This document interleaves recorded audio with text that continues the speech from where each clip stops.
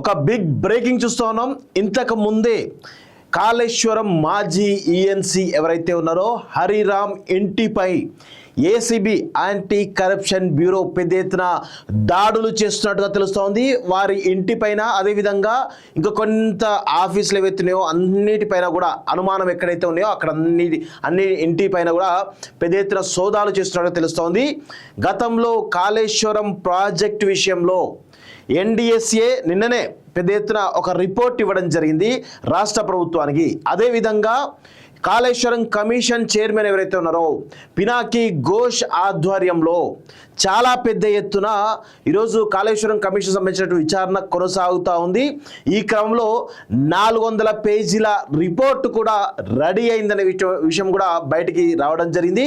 90% విచారణ అయిపోయింది, ఇంకొక 10% ఉంది. దానిలో కీలకంగా ఏది కాళేశ్వరం ప్రాజెక్టు రూపకర్త అని చెప్తున్నటువంటి మాజీ సీఎం కేసీఆర్ను కూడా విచారణకు పిలిచేటువంటి అవకాశం అయితే ఉంది. అదేవిధంగా 2014 నుంచి 18 వరకు ఇరిగేషన్ మినిస్టర్గా పనిచేసేటటువంటి హరీష్ రావును సైతం విచారణకు పిలిచే అవకాశం ఉంటే తెలుస్తోంది. అదేవిధంగా అప్పట్లో ఆర్థిక శాఖ మంత్రిగా ఉన్నటువంటి ఈటల రాజేందర్ను కూడా విచారించేటువంటి అవకాశం ఉన్నట్టుగా తెలుస్తోంది. ఈ ముగ్గురి విచారణ తర్వాత కాళేశ్వరం ప్రాజెక్ట్ సంబంధించి పూర్తి స్థాయి రిపోర్టు రెడీ అయ్యేటువంటి అవకాశం అయితే కనబడతా ఉంది.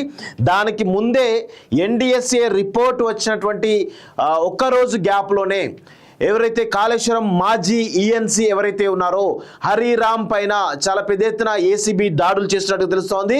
ఎందుకు అంటే ఈ కాళేశ్వరం కుంభకోణం విషయంలో దాదాపు 1,00,000 కోట్ల రూపాయల మేర అవినీతి జరిగింది. దానిలో మనకు కాగ్ ఏది కంట్రోలర్ ఆఫ్ ఆడిట్ జనరల్ అనేటువంటి సంస్థ ఆల్రెడీ దీనిలో 40,000 కోట్ల రూపాయల అక్రమాలు జరిగాయని చెప్పేసి కూడా గతంలోనే తేల్చి చెప్పడం జరిగింది. సో ఈ క్రమంలో ఈ కాళేశ్వరం ప్రాజెక్ట్ ఏదైతుందో ఈ ప్రపంచంలోనే అతిపెద్ద స్కామ్గా ఉంటుంది అనేది గతంలో నుంచి కూడా మనం చెప్తా వస్తూ ఉన్నాం.